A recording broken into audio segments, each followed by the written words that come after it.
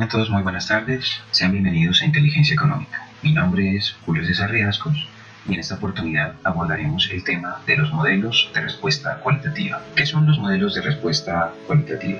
¿Por qué son tan importantes para la investigación científica? En primer lugar, es necesario establecer que, en general, cuando se habla de modelos econométricos, los modelos econométricos tienden a explicar variables cuantitativas, es decir, variables que han sido medidas. Variables como, por ejemplo, la tasa de desempleo, el índice de precios al consumidor, las tasas de interés, los salarios reales, la inversión, los subsidios, entre muchas otras. Sin embargo, también es muy necesario tratar de explicar elementos de naturaleza cualitativa, es decir, que corresponden a una cualidad o a la presencia de un atributo, por ejemplo, el estado de ánimo de los individuos. Si los individuos se sienten felices, es una cualidad de las personas que puede perfectamente tratar de explicarse dentro de un modelo matemático. O por ejemplo, el hecho de estar estudiando o estar trabajando o contraer una enfermedad, el hecho de percibir una ayuda estatal o por ejemplo, votar por un candidato, entre muchos otros factores de lo que se conoce como variables cualitativas.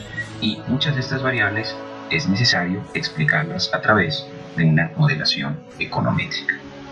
Yo recomiendo el capítulo 15 del texto de Damodar Bukharati, referido a los modelos de regresión de respuesta cualitativa. En principio, Bukharati hace una introducción a la naturaleza de esos modelos y comenta que la característica fundamental de esos modelos es que la variable dependiente, es decir, la variable que se tratará de explicar, será una cualidad, y que esas cualidades pueden ser manejadas mediante el sistema binario, es decir, que cuando existe un atributo se utiliza el valor de 1 y cuando ese atributo no existe se utiliza el valor de 0. Las variables dummy también son conocidas como variables dicótomas, dicotómicas, variables binarias, o incluso variables ficticias o variables fantasma. Y como lo establecimos hace un momento, cuando se presenta un atributo toman valores de 1 y cuando ese atributo no se presenta toman valores de 0. Es muy importante que cuando nosotros tenemos variables con múltiples opciones no se caiga en la trampa de la variable dicótoma, que es algo que se deja para la consulta y es muy relevante para la investigación científica. Esto permite prevenir el problema de la multicolinearidad. Bueno, para entrar en materia entonces, el texto trabaja 4 aspectos fundamentalmente, que son el modelo lineal de probabilidad, el modelo Logit, el modelo Probit y el modelo Tobit. En esta presentación muy breve, muy introductoria que haremos a continuación, nos enfocaremos en la estimación de los modelos Logit, de los modelos Probit y una aproximación a los modelos Bit-Probit. Bukharati señala que el modelo lineal de probabilidad implica la ruptura de algunas características de los modelos clásicos de regresión, como el hecho de que aquí no existe una distribución normal de probabilidad, sino que en realidad existe una distribución de Vermeulen. Adicionalmente, en estos modelos no se puede exigir el supuesto de normalidad de los residuos y adicionalmente estos modelos pueden presentar algunos problemas con la varianza de los términos de error. Pero tal vez sea el factor más relevante que implica una gran limitación para el uso de estos modelos, el hecho de que no se cumple que el valor esperado de y condicionado por x se encuentre entre 0 y 1. Adicionalmente también se destaca el hecho de que el ED2, que tradicionalmente es una importante medida de capacidad explicativa y de bondad de ajuste, en este tipo de modelos presenta una cuestionable capacidad para su análisis. Una de las limitaciones de los modelos lineales de probabilidad es que, por ejemplo, sus estimaciones no siempre se encuentran dentro del canon establecido entre 0 y 1. Y aun cuando se hagan algún tipo de restricciones para el cálculo de los indicadores estimados, la capacidad que tiene este modelo para dar respuesta es frágil. Bukharati explicita algunos ejemplos que se recomienda revisar, pero en particular señala la necesidad de buscar alternativas al modelo lineal de probabilidad. Y es aquí cuando trabajamos con los denominados modelos Logit y Probit. El modelo Logit presenta una estructura bastante particular que se explicita formalmente en la expresión 15.6.1, en donde se establece que lo que se pretende explicar es una variable L sub i que es lo que se conoce como la variable logic, que no es otra cosa sino una razón de probabilidades, es decir, la probabilidad de ocurrencia de un fenómeno sobre la probabilidad de no ocurrencia del fenómeno en términos logarítmicos, explicada por los factores clásicos que existen dentro de un modelo, es decir, beta 1 más beta 2 multiplicado en este caso por una variable tradicional cuantitativa más mu, que es el término de error. Una de las características más relevantes de los modelos logic es que implican una transformación para el cálculo de la probabilidad en función de algunas modificaciones a los parámetros de interés. Así, por ejemplo, en términos generales, Bugatti establece que, en general, si se toma el antilogaritmo del coeficiente de la gésima pendiente, en caso de que haya más de una regresada en el modelo, se resta 1 de este valor y se multiplica el resultado por 0. Eso implicará que se obtiene el cambio porcentual en las posibilidades en favor por una unidad de incremento de la gésima regresora. Para explicitar un poco este tema, nosotros trabajaremos con una base de datos denominada cualitativas. Y es una base de datos en donde tenemos un total de 500 observaciones y tenemos, por ejemplo, que a los individuos se les preguntó básicamente dos cosas. La primera era que si tenían novia, es decir, que esta constituiría una de las preocupaciones de nuestro estudio, y la segunda, que si se sentían felices. Acto seguido se les preguntó a los individuos si consideraban, por ejemplo, que para tener novia era importante, por ejemplo, invitarla al cine, regalarle, por ejemplo, chocolates, regalarle flores, ser una persona confiable, estar enamorado, no tener problemas de salud. E incluso se preguntó que si era necesario, por ejemplo, tener algún nivel de salario. Para esta última variable, los individuos entregaron un indicador de salarios mensuales en dólares. Bien, lo primero que nos encontramos en esta base de datos es que para explicitar nuestros modelos, lo que trataremos de hacer será un modelo que explique, por ejemplo, la probabilidad de tener novia y otro modelo que explique la probabilidad de ser feliz. Lo primero que tenemos que hacer es convertir estas variables que aparecen como cualidades en variables cuantitativas. Y para tal efecto utilizaremos el sistema binario. Siempre que encontremos un sí, le colocaremos 1 y siempre que encontremos un no, le colocaremos 0. Para tal efecto, entonces, marcaremos la base de datos que ha sido organizada y nos iremos a la opción buscar, y dentro de la opción buscar y seleccionar utilizaremos la opción reemplazar. Le diremos en esta opción que se busque, por ejemplo, todas aquellas opciones de sí y que sean reemplazadas por 1. A continuación presionaremos reemplazar todos. Excel nos dice que se han hecho 1244 reemplazos y damos a aceptar. Ahora le decimos a Excel que nos busque la opción no y que la reemplace por 0 y le damos reemplazar todos. Excel nos dice que se han hecho 2756 reemplazos. Le damos a aceptar y cerrar. A continuación trabajaremos en el programa Stata. Nos vamos dentro de Stata a la opción de Data Editor.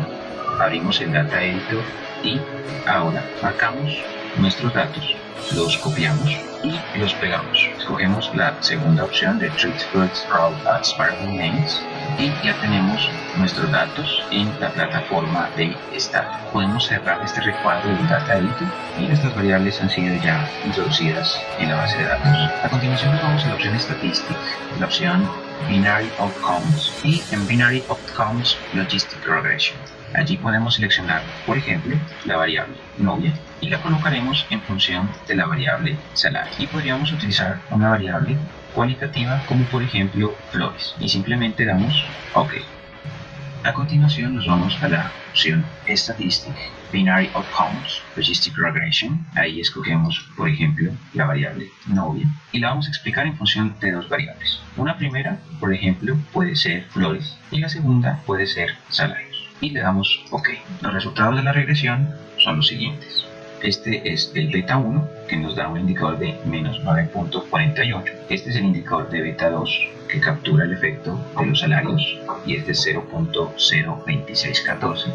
Y este es el efecto de la variable flores, que es de 3.592857. Aquí tenemos una estadística nueva, que es el pseudo R2, que hace las veces del R2 modificado para este tipo de modelos, que es del 0.7545, bastante elevado para este tipo de modelos. El estadístico LR es un cuadrado que hace las veces de una estadística F en los modelos clásicos y que debe ser un valor elevado.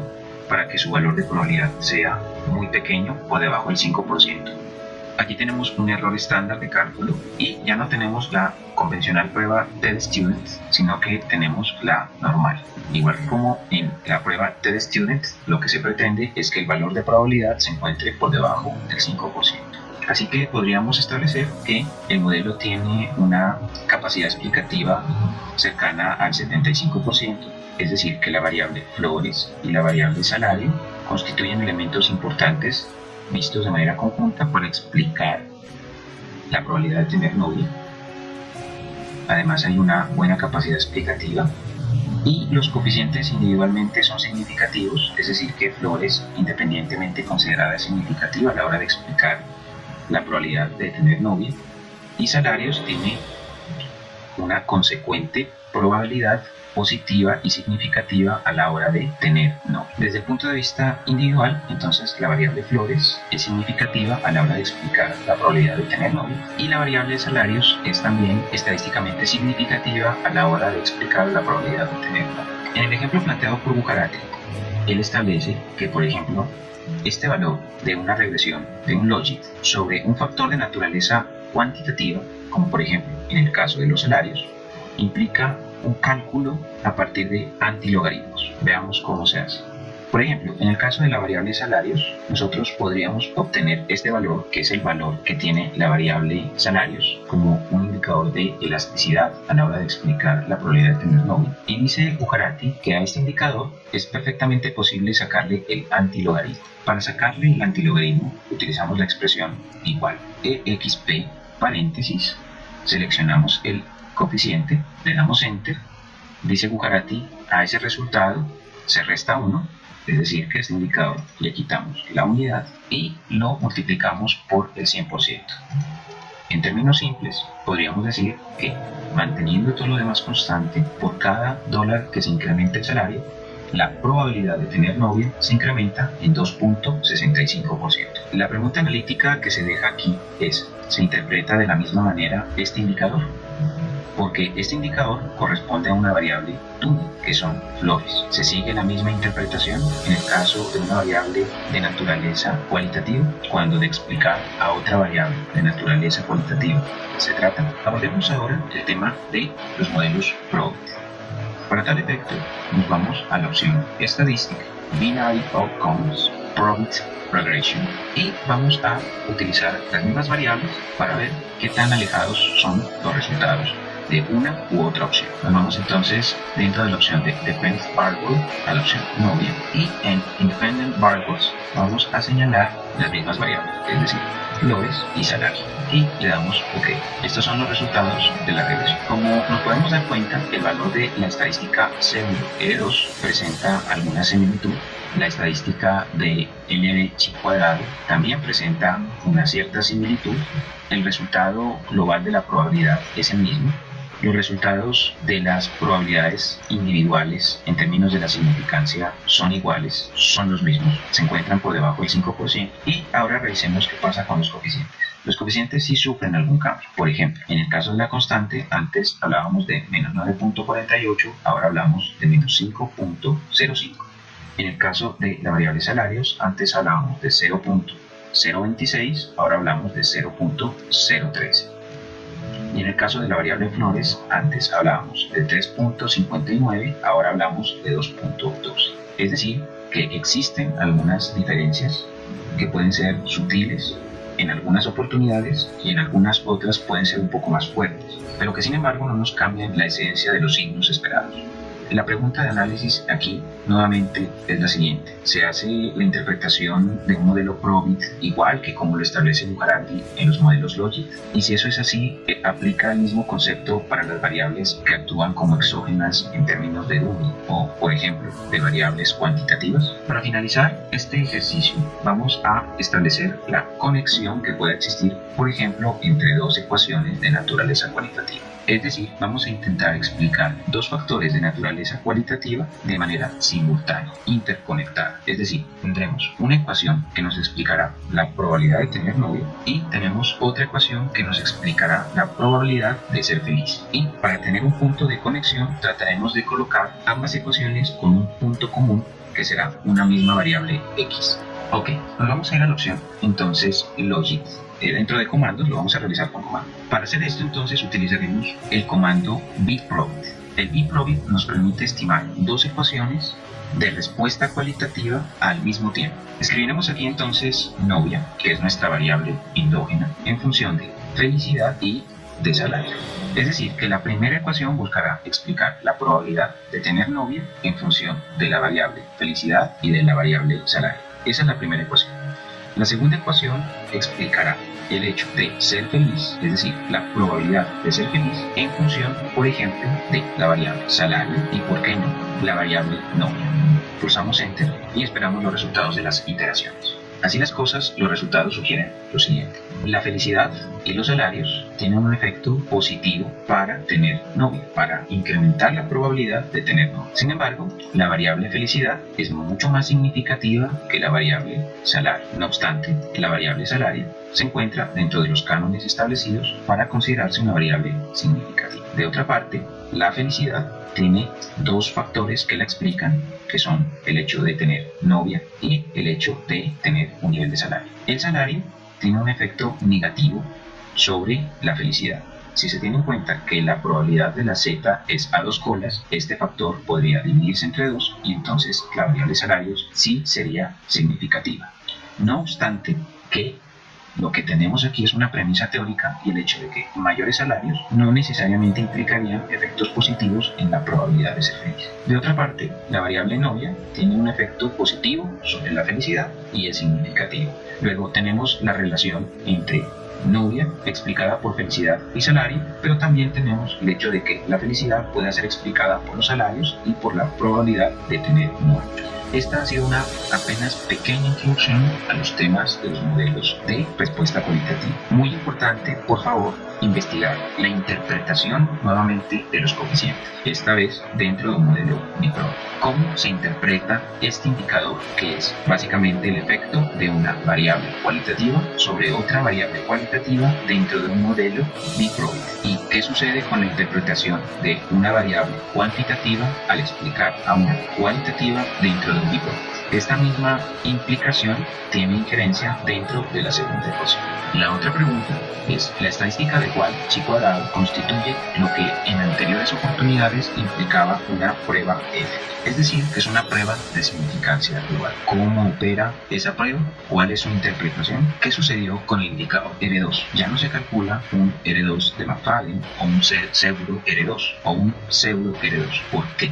Espero que este video introductorio permita que los estudiantes puedan profundizar este tema, que sin duda es muy relevante para la investigación científica. Muchas gracias por su atención.